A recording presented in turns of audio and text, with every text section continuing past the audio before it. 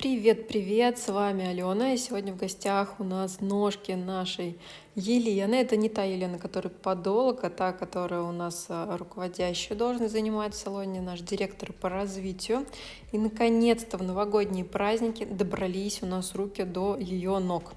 Ссылку, кстати, на ее первый визит на педикюр я обязательно оставлю, потому что там реально есть на что посмотреть, и эти ногти мы прям восстанавливали. А она у нас, если кто не знает, она любит бегать и отдавила ногти кроссовками для бега.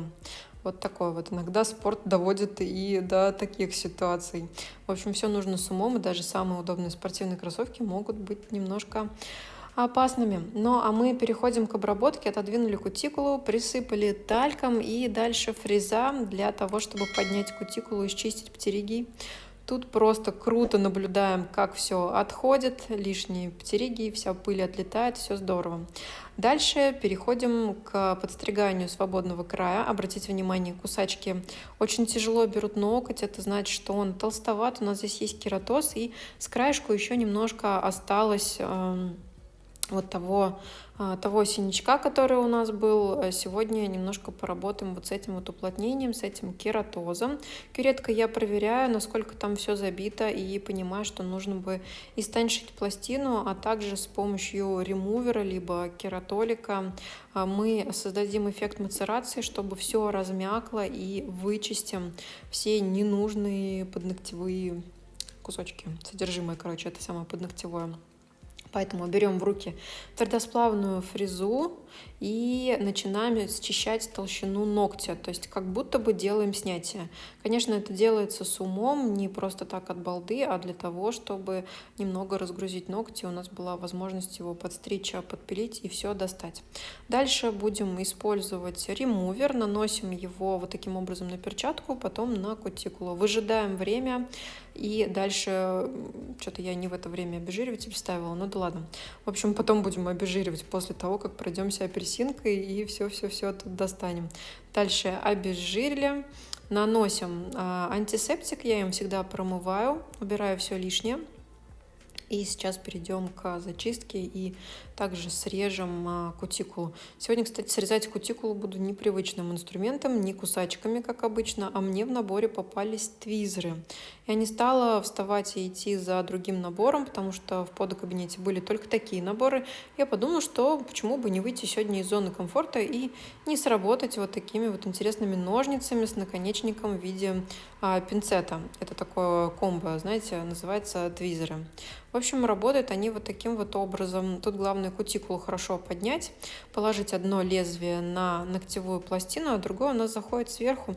То есть принцип действия тот же, что и у ножниц. Единственное, что захват намного проще по причине того, что нет колечек. Лично мне намного легче работать именно твизерами. Но я также работаю ножницами, и это все банально для того, чтобы выходить из зоны комфорта, привыкать к другим инструментам, не приучать к себя к чему-то одному. Единственное, что у меня, наверное, неизменно, это производитель, потому что касается металла, это все-таки всегда Ниппоны.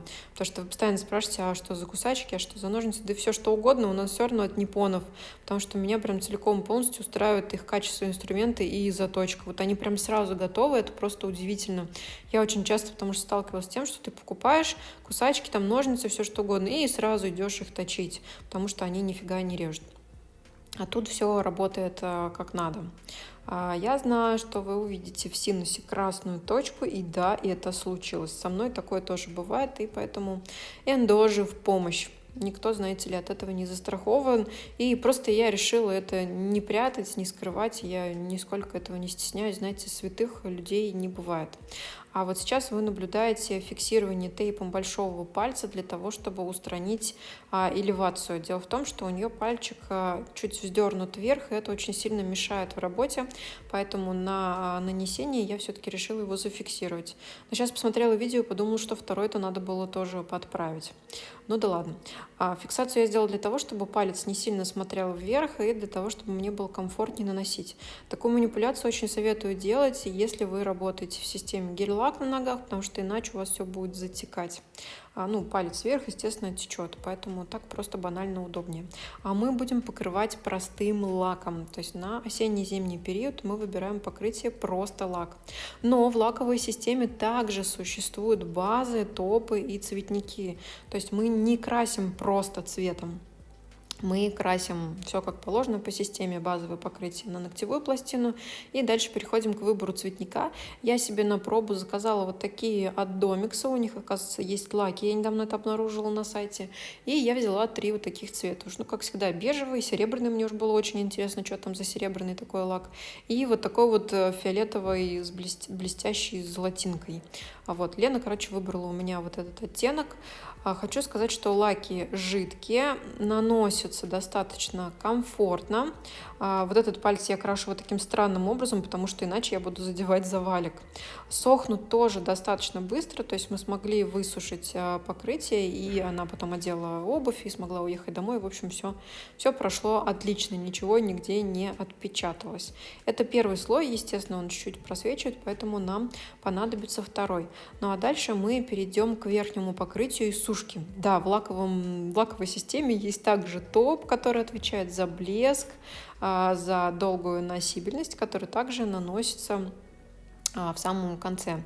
И вот такие вот капельки с пипеточкой для того, чтобы все быстрее просохло. Это нечто такое маслянистое, и вот за счет такого продукта лак сохнет быстрее. Мы всегда берем вот такие большие баночки. Я вот люблю, когда они есть у производителя, потому что расход у нас огромный, и меньшая тара просто смысла не имеет. Ну, а на этом наше покрытие заканчивается. Нам останется только подсушить наши пальчики и отпустить Лену домой. Напомню, ссылка в описании для тех, кому интересно, как же выглядели эти ножки при первом визите. Ну, а всем, кто досмотрел, большое спасибо за просмотр. С вами была Алена. Пока-пока. И не забывайте, берегите себя и свои ногти. До новых встреч. И, конечно, лайк и подписка, если не жалко.